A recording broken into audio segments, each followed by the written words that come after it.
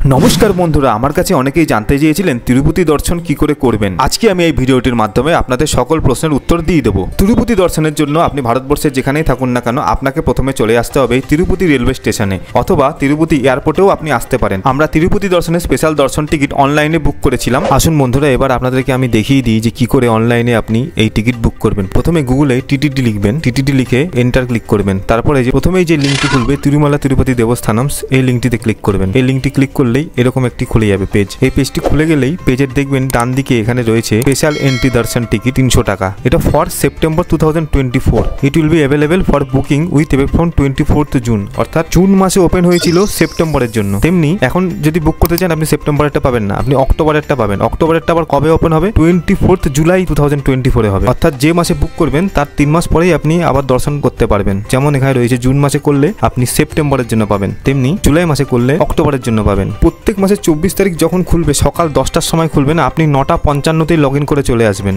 10টা অবধি বাজার জন্য অপেক্ষা করবেন না, কারণ খুব তাড়াতাড়ি, অত্যন্ত তাড়াতাড়ি এই টিকিটগুলো বুক হয়ে যায়। আপনি 5 মিনিট আগে থেকেই লগ ইন করে চলে আসবেন। লগ ইন করার জন্য আপনি এখানে লগ ইনে ক্লিক করবেন। লগ ইনে ক্লিক করে আপনার নাম্বার দিয়ে আগে থেকেই রেজিস্ট্রেশন করে রাখবেন। যেমন দেখা যাচ্ছে এখানে 24 জুন, তো সেপ্টেম্বর মাসের যে কোনো দিন আপনি বুক করতে পারবেন। তেমনি জুন মাস তো এখন হবে না, জুলাই মাসের 24 তারিখ যখন খুলবেন তাহলে অক্টোবর মাসের যে কোনো দিন আপনারা এখান থেকে বুক করতে পারবেন। এবার দর্শন টিকিট আপনাদের বুকিং হয়ে গেল। এবার ওখানকার অ্যাকোমোডেশন কি করে বুক করবেন। অ্যাকোমোডেশনের জন্য আরেকটা কথা আপনাকে বলে দিই। অ্যাকোমোডেশনে ওখানে দু রকম প্লেস পাবেন, একটা হচ্ছে তিরুপতি আর একটা হচ্ছে তিরুমালা। তিরুপতি আর তিরুমালার মধ্যে কি ডিফারেন্সটা কি সেটা আমি আপনাদেরকে এখানে দেখিয়ে দিচ্ছি। Tirupati is the main town while Tirumala hills is where Tirupati Balaji temple is situated. অর্থাৎ আপনি যদি অ্যাকোমোডেশনে গিয়ে তিরুপতিতে বুক করেন তাহলে আপনি নিচের যে তিরুপতি শহরে আপনার রিজার্ভেশন বুক হবে। কিন্তু যদি আপনি তিরুমালাতে বুক করেন, তিরুমালা হিলস মানে একদম মন্দির যেখানে অবস্থিত তার ঠিক আশেপাশেই আপনি রুম পেয়ে যাবেন। তাহলে আপনি চেষ্টা করবেন তিরুমালা হিলস, তিরুমালাতে রুম বুক করার জন্য। তিরুমালাতে যদি রুম না পান তবেই তিরুপতিতে বুক করবেন, কিন্তু ট্রাই করবেন তিরুমালা হিলসে বুক করার জন্য।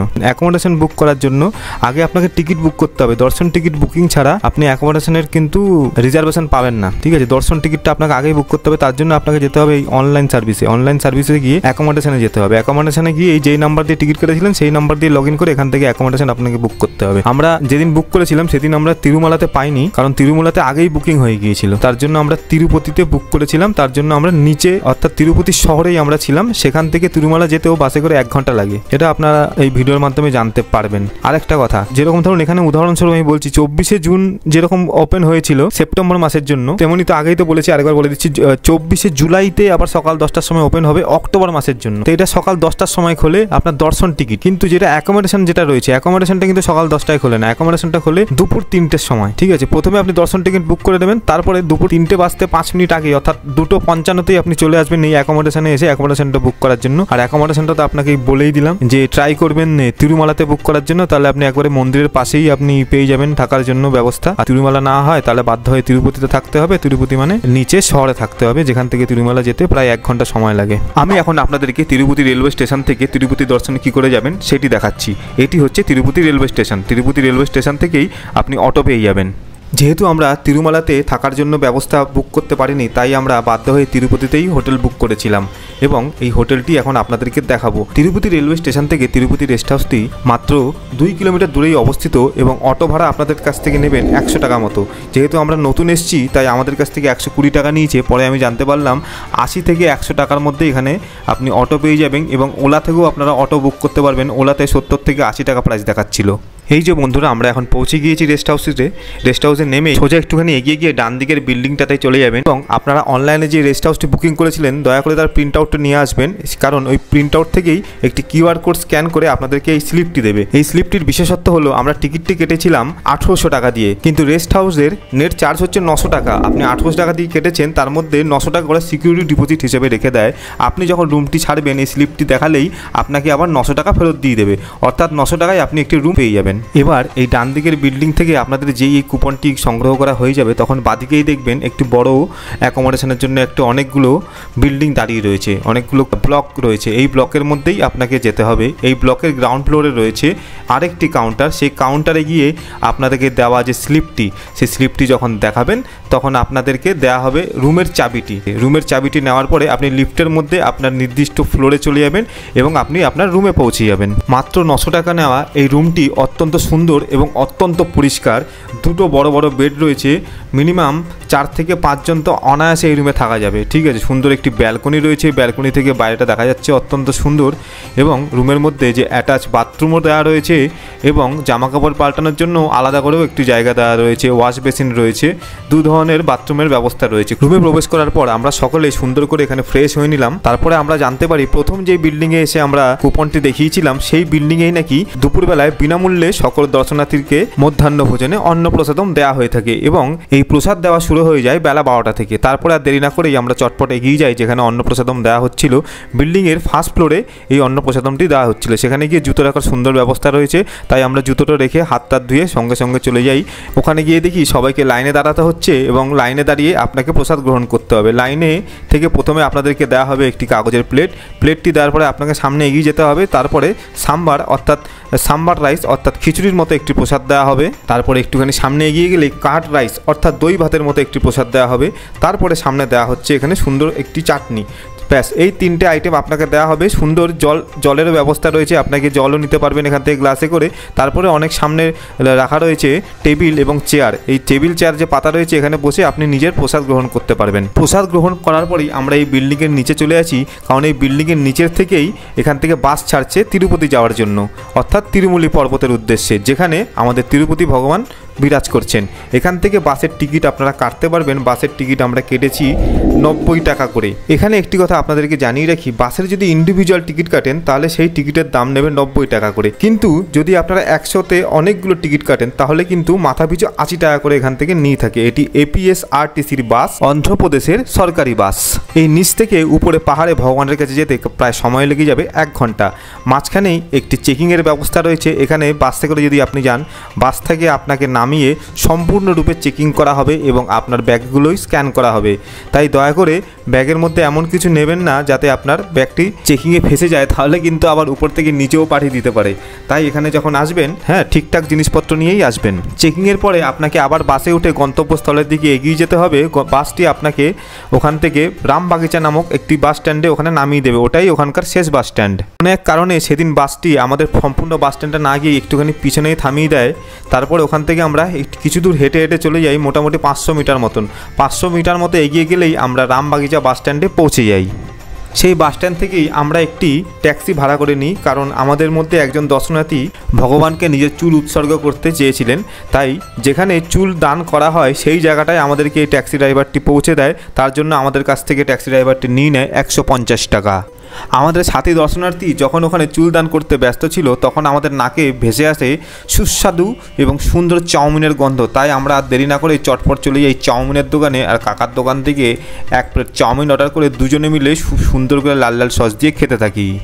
1 প্লেট চাউমিনের দাম এখানে নিয়েছিল 90 টাকা। চাউমিন খাওয়ার পরে আমরা দেখি আমাদের দর্শনার্থীরা ওখানে সুন্দর করে চুল দান করে চলে এসেছেন এবং তাদেরকে দেখতে অনেকটা খুব সুন্দর লাগছে, মোগাম্বর মতো লাগছে।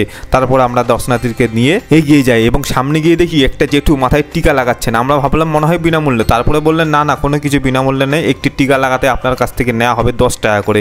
তারপরে উনি জোর করে দর্শনার্থীর বাবার মাথাতেও টিকাটা লাগাতে যাচ্ছিলেন, কিন্তু তারপরে যখন আমরা বলি আমরা 10 টাকাই দেবো তখন উনি কাকা চট করে রেগে গেলেন। তাই আমি বললাম ঠিক আছে, তাহলে একটা টিকা রাখো, তাহলে আরেকটা টিকা দিতে হবে না। আমাদের অনলাইন 300 টাকার দর্শন টিকিটে লেখা ছিল আমাদেরকে এই টিকিট নিয়ে ATC সার্কেলে পৌঁছাতে হবে। এখানে অনেকগুলি ইলেকট্রিক বাস রয়েছে যেগুলো বিনামূল্যে রামবাগিচা বাস স্ট্যান্ড থেকে আপনাকে 300 টাকার লাইনের কাছে পৌঁছে দেবে। কিন্তু আমরা দেখলাম ব্যাটারি চালিত গাড়িতে প্রচণ্ড ভিড়। সেই ভিড় দেখে আমরা তারপরে আরেকটি শ্যাটেল গাড়ি এখান থেকে বুক করে নিই। এই শ্যাটেল গাড়িটা আমাদের কাছ থেকে মাথা পিছু 20 টাকা করে নিয়েছে এবং এখান থেকে নিয়ে গিয়ে আমাদেরকে ATC সার্কেলে ছেড়ে দিয়েছে। টিকাতলের মোড়ে একটা হলে রয়েছে, হলে নাকি এয়ার কন্ডিশন রয়েছে।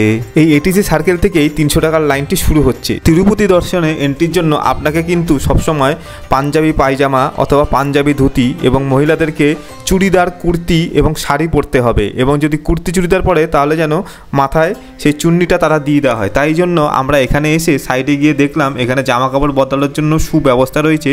তাই এখানে গিয়ে সঙ্গে সঙ্গে আমরা আমাদের জামা কাপড়গুলো চেঞ্জ করে নিই। পুরুষ দর্শনার্থীরা ধুতি এবং শার্ট ধারণ করে নেন এবং মহিলা দর্শনার্থীরা যারা রয়েছেন তারা সুন্দর করে শাড়ি পরে নেন। এখানে কিন্তু সিকিউরিটি চেকিং প্রচণ্ড করা। আপনাদের কাছে যে অনলাইনে 300 টাকার টিকিট রয়েছে তার সাথে কিন্তু অবশ্যই আধার কার্ড কিন্তু আনতে ভুলবেন না। আধার কার্ড চেক করে তবেই কিন্তু আপনারা ভেতরে এন্ট্রি পাবেন।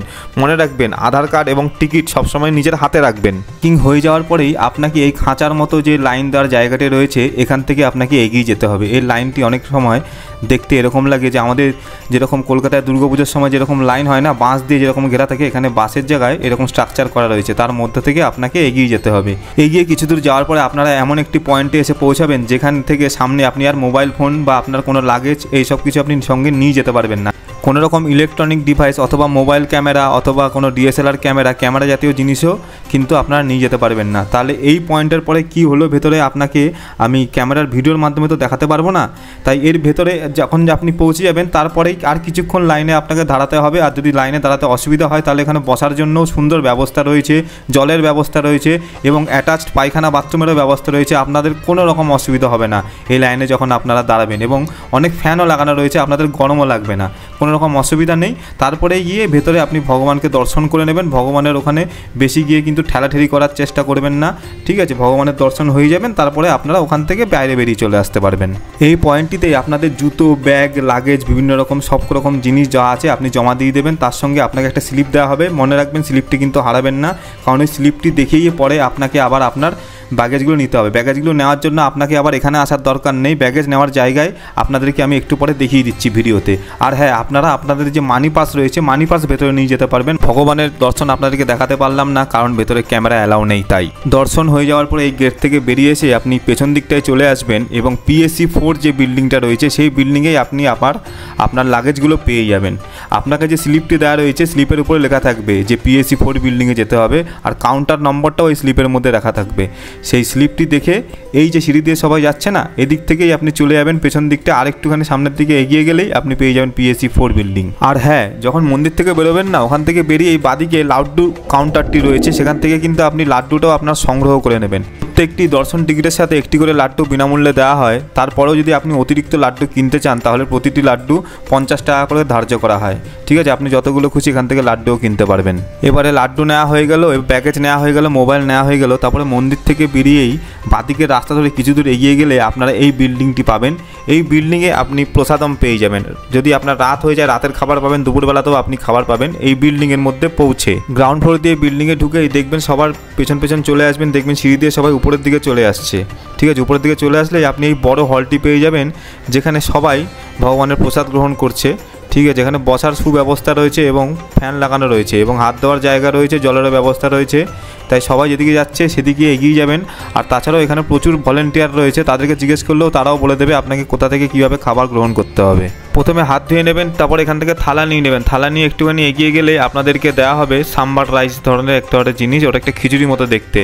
সাম্বার রাইস পেয়ে যাবেন, আর পেয়ে যাবেন কাট রাইস পেয়ে যাবেন, আর পেয়ে যাবেন চাটনি। তাছাড়াও এখানে রয়েছে সাদা ভাতও রয়েছে আর সাম্বারও রয়েছে, আর একটা মিষ্টি জাতীয় একটা পায়েসের মতো একটা জিনিস রয়েছে, যতদূর সম্ভব এটাকে পায়েসম বলা হয়। এবার এখান থেকে সুন্দর করে খাওয়া দাওয়া করে নেবেন, তারপরে এই বিল্ডিং থেকে বেরিয়ে আসবেন। বিল্ডিং থেকে বেরিয়ে আসলেই তার বিল্ডিংয়ের ঠিক বাদিক ধরে একটু সামনের দিকে এগিয়ে গেলেই এক্সিট রয়েছে। এক্সিট থেকে বেরিয়েই পিছনে কিছুটা এগোলেই আপনি পেয়ে যাবেন আবার সেই রামবাগিচা বাস স্ট্যান্ড, যেখান থেকে আপনি বাসে করে আবার নিচে চলে আসতে পারবেন। যেহেতু আমরা ওপরের টিকিট বুক করিনি, তার জন্য আমরা বাসে করেই আবার নিচে চলে আসি আমাদের সেই রেস্ট হাউসে।